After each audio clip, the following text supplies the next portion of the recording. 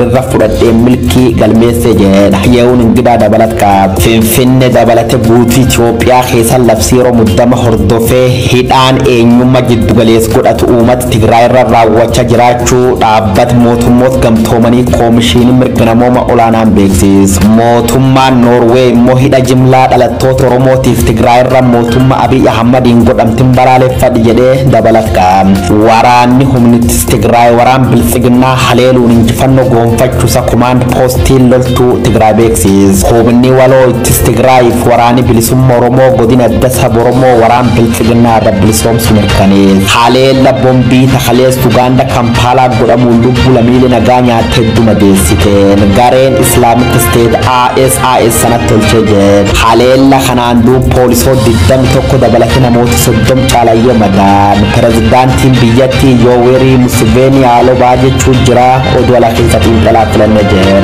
ساداس كوداني ترغو بار كملا مافتدن توكو بيار روبي بوتونو دوار تاف مدافن نخونوتي درب بدبرد سندبارس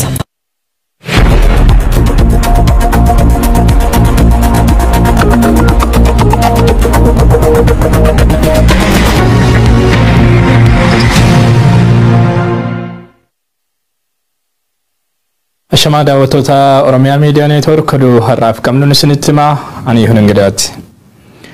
Aanaalee godina Baalee Bahaa Hongeen rukute keessatti barattoonni barnoota isaanii dhaabaa akka jiran jiraattonni himan. Aanaalee Sawweenaa, Raayituu, Beeltuu, Daawwee Qaachan, Daawwee Sararii fi Laga Hidhaatti hawaasni sababa hongeen beelladoota ooffatee gara aanaalee baddaatti buqqaa akka jirutu himama. Aanaaleen gammoojjii godinichaa rooba gannaa hin arganne ka'umsi hongee kanaa hanqina roobaa ta'us koomishiniin ittisa balaa fi qaamoleen mootummaa dhimmi kun ilaallatu rakkoo kana dursanii hawaasa hin akeekkachiifne. Beellinni baay'een gandoota gammoojjii keessatti sababa kanaan dhumaa jiraachuu hawaasni naannoo OMN itti himaa jiru. Ragaa baay'ina beelladaa fi namoota rakkoo kanaaf saaxilamanii dhoksaa kan jiru mootummaan gama isaatiin rakkoo kanaaf gargaarsa tokkollee gochaa akka hin jirre dubbatu. Aanaaleen hongeen keessa jiru kunneen lagaa fi madda bishaanii hin qabani. Daandiiwwan irraas fagoo jiru. Naannawaa kanatti hawaasni sababa walitti bu'iinsaan naannoo Somaalee irraa waggoota dura buqqa'ellee hanga ammaa osoo hin qubsiifamin bakkee keessa faca'ee jira. Manneen barnootaa baay'eetti barattoonni nyaata dhabuun barnoota dhaabuuf dirqamaa jiru. Looni gabaa bahanii gatii hin baasan sababa kanaaf horsiisee bultoonni hedduun loon qabatanii gara baddaatti buqqa'uun ol godaanaa jiru. Godina Baalee Bahaa keessa aanaa Daawwee Sarar keessa ganda dikee.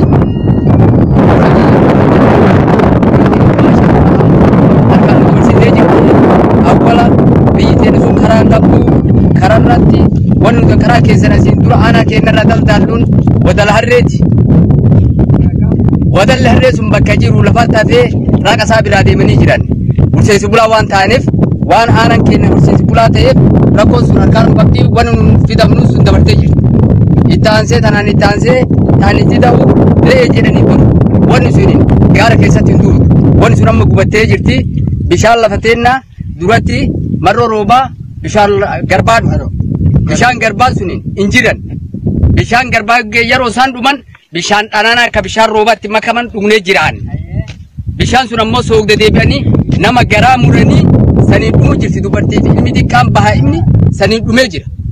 Tahoriitii irraa sabbarree jirraa gaalli kelee fa'atan sun lafatti hafee bakka jiranii wanni kaasuu jiraniin tifta. Dadhabanii ooli dhiiftee ilmeen kulliin jalaa dhumtee inni goggogee kormaan ala du'ee kun dabree kun deemuuf jira. Ayni jirullee gabaa keessanii namarraa fuudha. Wani dabarsesun beeku gabbeela rabbiin oolaan itti dhaabe baatii 8 tiifuun irraan buune kunyaffaa seenuuf amma lakkoomsa kee jirra. Deebiin kan nutti jirtu beelti tan nutti jirtu yoo rabbiin taate aduun kan nutti jirtu seendaan karaa kan fiixu jiru seendaan sunillee kan duraan gargaarsa arganne kunoo kan nurraa dhume amma kunoo yoo rabbiin taate amma alluutti akka injiraan aduu kaanii akkasitti kunoo isiniyyuu ilaalteessaniyyuu agartuu bifta kana. Wanni keenya rakkinni keenya kana kun rabbi kiyya beelarraa dheeburraa kunoo teessaanni nu qabnu ibsuti.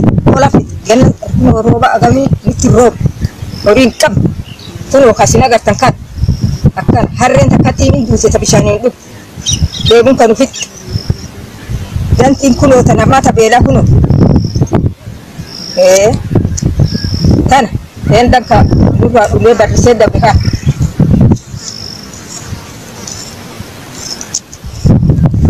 Lo shantam itu. Lama saat aku ada ilmu tak. Lo shantam itu kudu malah Lama tak. saat aku pada ilmu nafti. Ada ilmu tak. Beri bira kabda. Beri dua kau. Aye. Lo orang malgat. Orang tu dia kata, wah sama nak faham kita kau. Orang kata tu. Saat aku cemari tiga di dalam. Mana tu ngaji. Ngaji. Aye. Shanu malu ba. Mana mana. Nasib kita sama. Ini mana sebab kerja. Amma haadaatu wanni nuti jennu sun saba Oromoo waan ta'eef sabni Oromoo sun yoo gurbaan nuti jiraate yoo makiinaa Oromoon qabaate akka dafanii nu dhaqqaban bishaan namaatiin nyaata namaatiin sagalee horiitiin waan mirgi Oromoo keessatti argamuuf waan nu dhaqqabaniif saniif jennu ta'e saniif dabarsinaa maala horii biraa deemne maala ilma namaa san akka nu dhaqqaban ilmoo namaa intalaaf gurbaa jagnitti wanni waan gaafatan jirtu nu hin amma dhufanii raayyaa ittisa biyyaa nu gaafachuu jiran namni suninu sinqii argatu malee wannumaan nu gaafatan jiran namni keenya sun gurra dhabee beelan dhoobee hayyuun dhabamee aalim dhabamee masjiidni cufamee wanni kulliin biiroo mootummaa cufamtee wanni sun kulliin galmeen dhabamtee reeffataanii ala jirraa akka nu dhaqqabanii kanuma kan irraa bahe.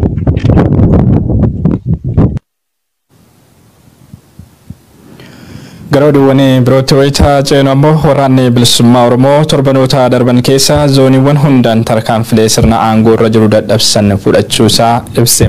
Gabaasni Oolaa Koomnikee akka mul'isutti giddugala lixa kaabaa fi kibba Oromiyaatti tarkaanfilee fudhatamaniin waraanni bilisummaa Oromoo injifannoo kan argate wayitaa ta'u sochiin waraana bilisummaa Oromoo gara baha Oromiyaatiin taasifamus jabaataa dhufuun himameera. Guutuun gabaasa kanaatti aanee dhiyaata. Waraanni bilisummaa Oromoo torbanoota sadan darban keessa zoonii hundaanuu tarkaanfii fudhachaa turuu fi humnoota sirna biltsiginnaa tiksan irratti tarkaanfii fudhateen ammoo injifannoo garaagaraa argataa jiraachuu beeksise.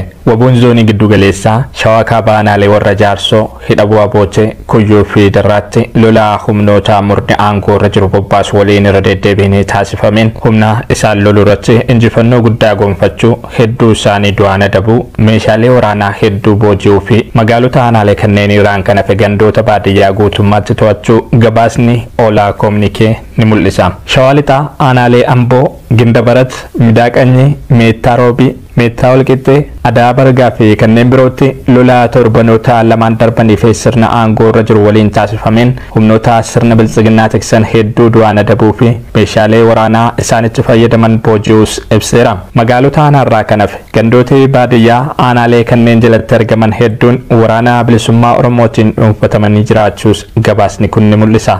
Giddugaluma Oromiyaa aanaalee akka Boosat, Dubraa akkasumas magaalota Laga Xaafoo fi Sabbataatti illee torbanoota darban kana keessa waraanni bilisummaa Oromoo tarkaanfii garaagaraa fudhachuusaa waraana sirna aangoo irra jiruuf ergamu hedduus du'aan adabuu fi hedduu ammoo booji'uu gabaasni Oolaa Koomnikee kun ni agarsiisa. Sochii waraana bilisummaa Oromoo zoonii lixaa ilaalchisuun gabaasni bahe kun akka eerutti waraanni bilisummaa Oromoo godinaalee Wallaggaa afranuu keessatti humnoota sirna aangoo irra jiru tiksan waliin lola jabaatti jira. Horroo Guduruu Wallaggaa aanaa Abbaay Coomman magaalaa Gabatee Wallagga Bahaa aanaalee Jimmaa Arjoo fi Saasiggaa dabalatee iddoowwan garaagaraatti lolli geggeeffamuu kan ibsu gabaasni kun sochiin hannichatti taasifamaa jiruun daandii Naqamtee Baakkoo dabalatee iddoowwan magaalaa Naqamtee guutummaatti to'achuuf isa dandeessisan qabatee jiraachuus ibseera. Qellem Wallaggaatti kan argamtu aanaan Gidaamii akkasumas Wallagga Lixaa keessatti kan argaman aanaaleen Begee fi Qondaalaa torbanoota darban keessa guutummaatti waboon to'atamuu kan eeru gabaasni Oolaa Koomnikee kun magaalaa godina Wallagga Lixaa kan taate Gimbii to'achuufis itti marsee jiraachuu ibseera.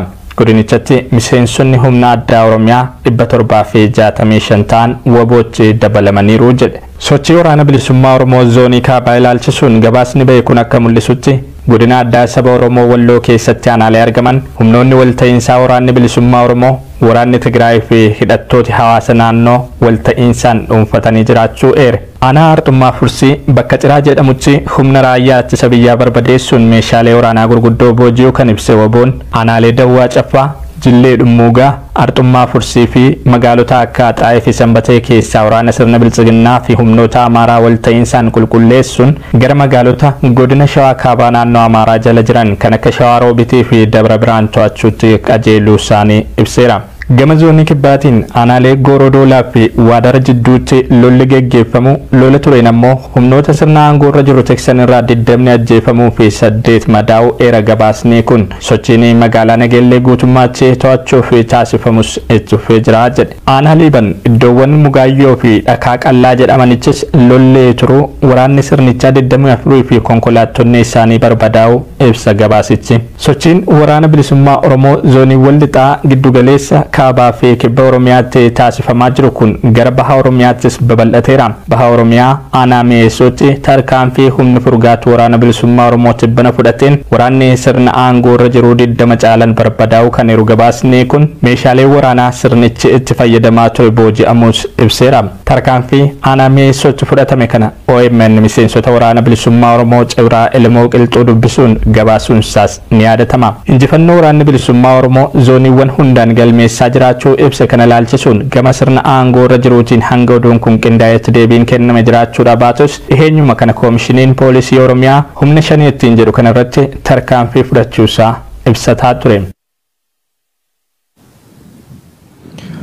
Oduma wal qabateen waraanni humna ittisaa Tigraay waraana biltsiginnaa haleeluudhaan injifannoo gonfachuusaa koomaandi poostiin loltummaa Tigraay ibse. Humni waloo ittisa Tigraay fi waraana bilisummaa Oromoo godina addaa saba Oromoo waraana biltsiginnaa irraa bilisoomsuusaa mirkaneessee jira. Waraanni humnoota waloo WBO fi TDF magaalaa Shawaa Roobititti marsuun isaaniis dhagahamee jira. Abrahaam Birruu bal'inaanis nutti hima.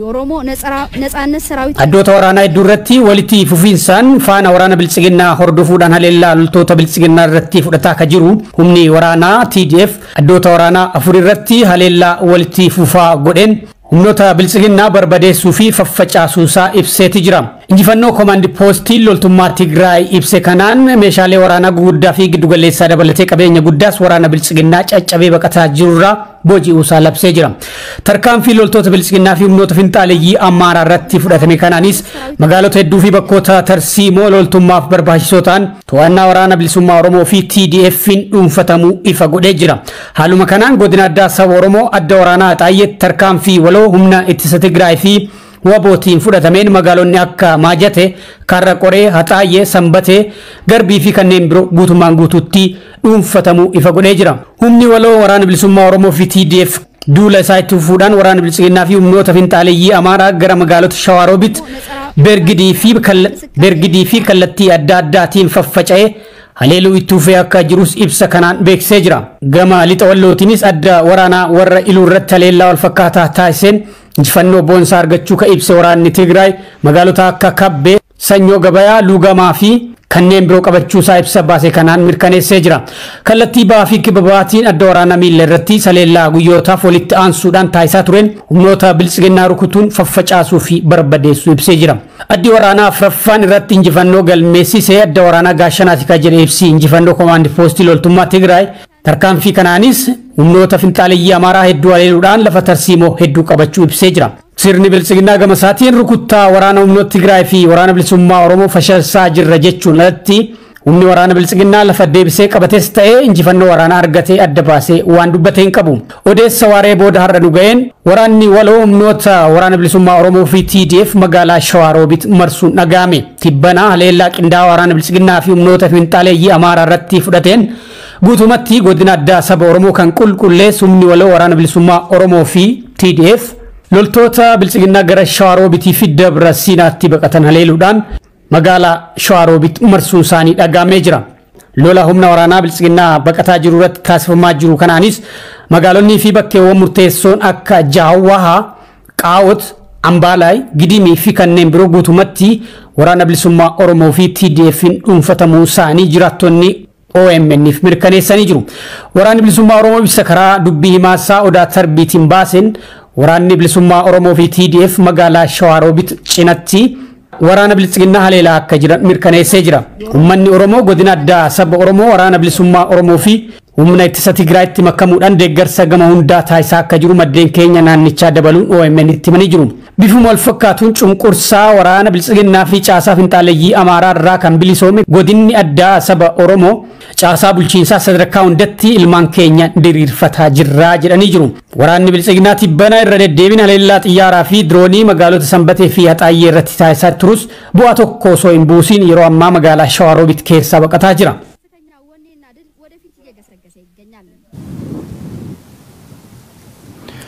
Garaduuwwan birootti wayitaa ceenu ammoo Finfinnee dabalatee guutuu Itoophiyaa keessatti labsii yeroo muddamaa kan ji'oota 6 labsame hordofee hidhaan eenyummaa giddugala godhate dhalattoota Tigraay irratti raawwachaa jiraachuu dhaabbata mootummoota gamtoomaniitti koomishiniin mirga namoomaa olaanaan beeksise.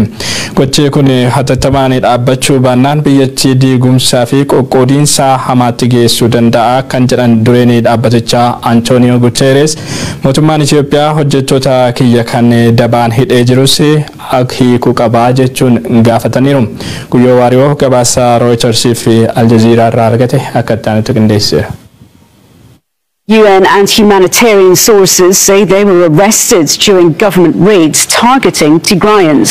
Labsii yeroo muddama khasarni Biltsiginnaa dhiyootaan baasu hordofee namooti 60,000 lakkaa'aman Itoophiyaa keessa gosaan fo'amuun hidhama jiran kan jedhu dhaabbati biyyoota gamtoomanii United Nation. Wanni ta'uu jira hunaad mala jechuun quufdhaaf qabibsaat. Waraan kaab Itoophiyaa waggaa tokko liifa Abiy Ahmadiif Dabratsiyoon jidduu godhama jiruun kumni hedduun ijjeefamanii 60,000 madaawaan. Dubartoota hedduun gudeedamuun baay'ee nyaataman. Abiy qondaaltota TPLF gari jeesuun kaan immoo baqatan. Waggoottan 27 booda biyyiti wayyaanee faan Maqalee weeraramuun 8 keessa marroon tamaara taat. Lafqeessi waraan labsabbaan gadaa waraan eebbisu. Bisheekii waraan bobbaas kamidiyaan biyyattii waraan leellisu. Itiyoophiyaan kabaja ilmaan nama mulquun gos nama gatuu jirti jedhan. Ethiopia declared a state of emergency earlier this month after rebellious forces from the northern Tigray region and their allies threatened to march on the capital. Waraan kaab Itoophiyaa waggaa ol godhamuun umnittis Tigraay waraan bilisummaa Oromoo waliin ta'u magaalota naannoo Amaaraa hedduu dhuunfachuun malikeen Finfinnee jechuu hordofee mootummaan Abiy Ahmad uummata qulqulluu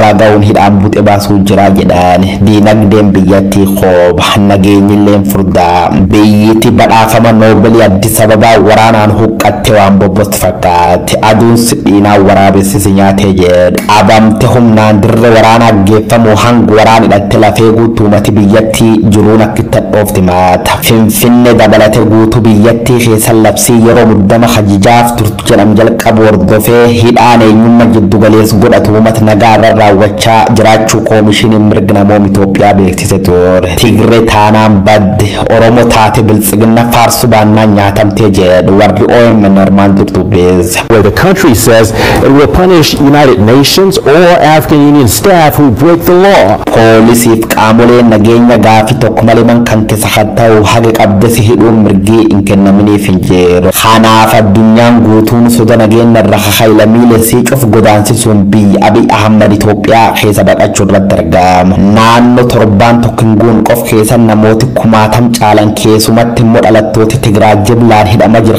jedha dhaabbata biyyoota gamtoomanii koomishiniin mirga namoomaa gocha kun dhaabbachuu baannaan qoqqoodisaaf rakkoo hamtuuf biyyattii saaxil jechuun akeekachiisa. Waan dhibi lakkisaa hojii gargaarsa namooma tokkollee Itoophiyaa keessa dalaguu hin dandeenye jedha dhaabbati Guterres United Nation. Hojjettooti gargaarsati hedduun sababa dhalattoota Tigree ta'aniif dabaawwan na jala hidhamaniif warra kayyoo balleessa qabaatan raga qabatama waliin himachuu ta'uu baannaan hatattamaan kan gad lakkifamanii jechuun gaafachuu jira. The men with guns are bringing starvation once again to Ethiopia.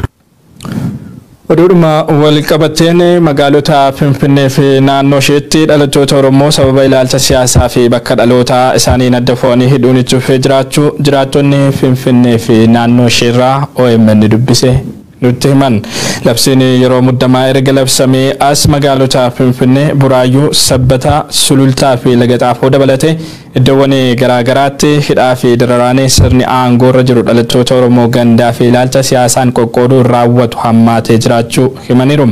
Dhalattoonni Oromoo waraqaan eenyummaa isaanii godinaalee Wallaggaa afran irraa dhufuu isaanii mul'isu isin shaneedha. Shanee waliin hidhata qabdu shanee deeggartuu jedhamuun battalumatti gara mana hidhaa geeffamuu kan jedhan maddeen odeeffannoo keenya sababa kanaan dhiibbaa jabaa jala jirraa jedhu. Gama biroon namoonni miseensotaa fi deeggartoota adda bilisummaa Oromoo fi Koongireesii Federaalistii Oromoo ta'anis addatti irratti fuulleffatamuun hidhaa fi dararaa garaagaraa fi saaxilamaa jiraachuun ibsameera. Qondaallee siyaasaa Baawoo Yaasoo Kabbabaa namoota siyaasaa tibbana qabamanii hidhaman keessaati. Odeeffannoon OMN qaqqabe akka mul'isutti qondaalli siyaasaa fi barreessaa Yaasoo Kabbabaa tibbana kitaaba haaraa maxxansiisuuf osoo sochiitti jiru magaalaa Finfinnee keessaa humna tikaa mootummaatiin butamee hidhameera. Namni kun kana dura waggoota lama oliif hidhamee gadi lakkifamuunsaa waan yaadatamu. Gama biroon namoonni manneen hidhaa sirnichaa garaagaraatti hidhamanii jiran haalli qabiinsa isaanii yaaddessaa ta'uutu himama.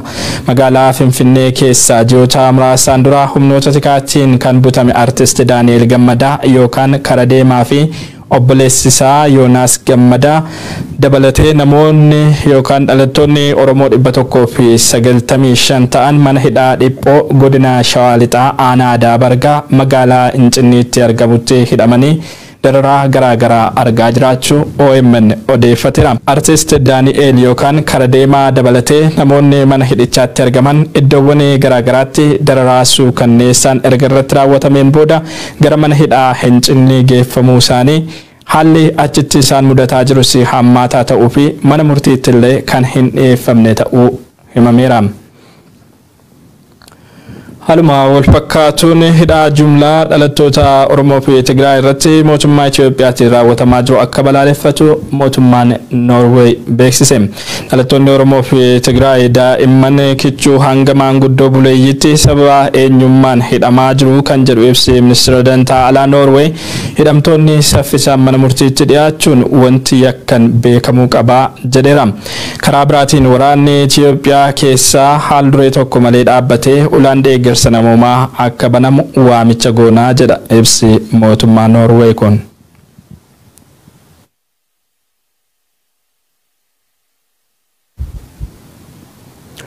Gara oduutti wayitaa ceenu waraana Tigraay fi dhimmoota biroo ilaalchisee qondaalonni mootummaa odeeffannoo qabatamaa fi gahaa akka hin qabne deetaan ministeera dhimma alaa Ambaasaadder Reedwaan Huseen himan. Hunduu haguma galeef hanga beeku himuu qaba malee ragaalee fi odeeffannoo guutuu hin qabnu jedhan qondaalli mootummaa olaanaan kun.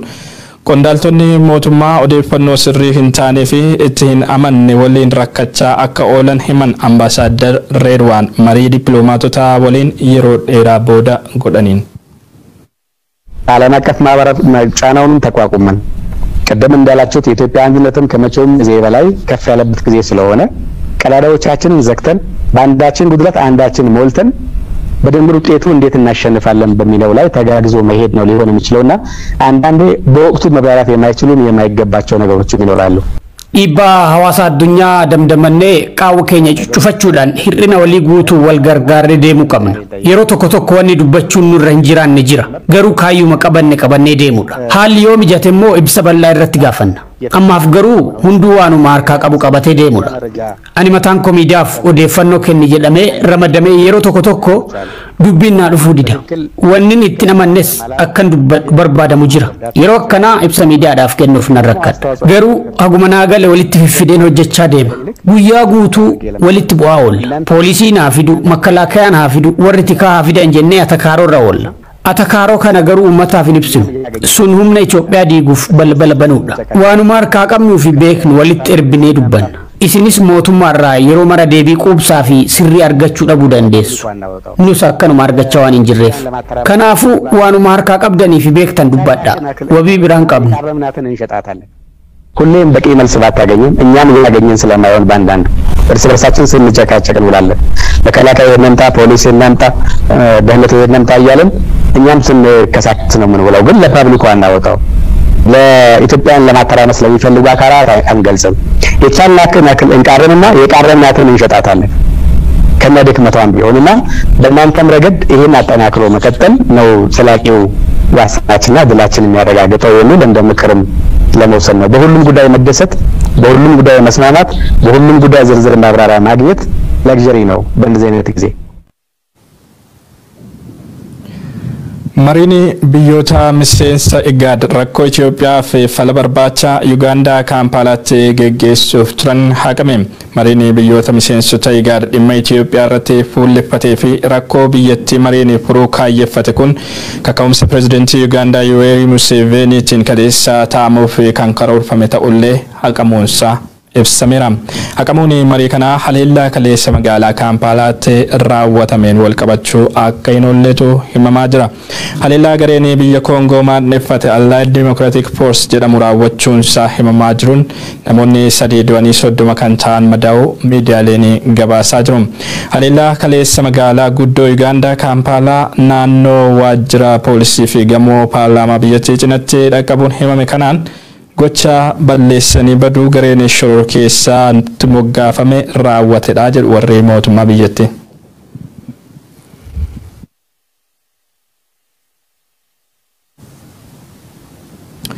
Waduudhuma wal qabateen haleellaa boombii lama kan kibxata kaleessaa magaalaa guddoo Ugaandaa Kampaalaa keessatti dhuhuun lubbuu namoota 3 galaafatee 30 ol immoo madeesseef mootummaan biyyattii garee ADF jechuunis Allied Democratic Force kan baha Koongoo keessaa socho'u himatus ISIS gocha kana anatu raawwate jechuun itti gaafatamaa fudhateera.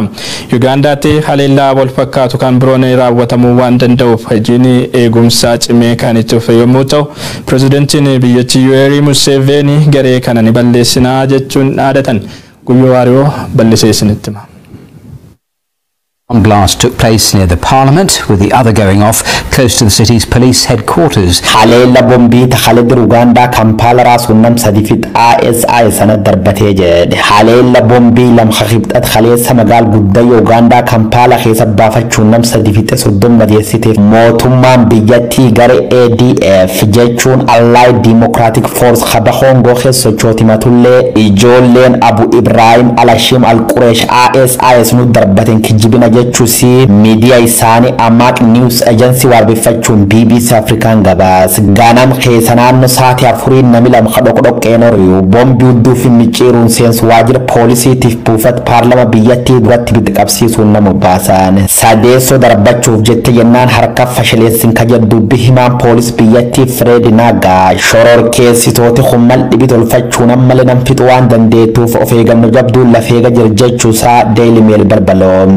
So far of the injured persons, we've rushed to Mulago National Referral Hospital. Haleella kan hordofedu miseensoti mammari bakbootu mataa akka gargaamu paarlamaa kanatti dhiyaan kadhawwamayyoo ta'an poolisoota lamdabalate namoota ijjeefaman kanaan alalleetti miseensoti garee tana tokko bidda waliin qabamu isa miidiyaaleen gabaasan yakkoota sarbam mirga namoomaa jimlaan nam raachiisuuf gaazexeessitoota dabalate namoota kooliyyee qaqqaluun dhaabbilee idil addunyaa kamufachiiftu loltooti fuulgonofaatuun baadisii kanirraa kaka'e dhaabbata mootummoota gamtoomaniitiin shororkeessitoota jechuun farrajamuun addunyaa dhadhuu jira. Jaalaqabe bara 2015 irraa eegaluun durdeemummaa Ameerikaatiif gamtaa mootummoota addunyaatti waraanirra banamuus garee finxaalayyaa Boko Haram, Al-Shabaab, Al-Qaayidaa, Harakaat Al-Shabaab, Al-Muhaajidiif Taalibaan fa waliin tokkummaa midhaaffatte namoota hedduu karaachiiftu loltoota Abubakar Al-Bagdaadiituun haleella jajjabdu jeettiif taankiin godhamta Ameerikaan akka bokka yaandoo Sooriyaa fi Iraaq keessatti rabbantee miidhamuu si dubbatama. Russia may have taken its place as target number 1 for ISIL. Gareen tunamman maaliif Uganda haleelu akka barbaaddu wanni beekam jiraachuu baattullee dhiyoo tanas mootummaan biyyattii wargare tanaan waltidhat qaban hedduu hidhuusaa dubbatama. Hangammaa haleella kanaan wal qabatee wanni fa beekam jiraachuu baattullee warri miidhaman 30 keessa 21 poolisii biyyattii ta'uu dhaabbatii fannoo diimaa ragabaa.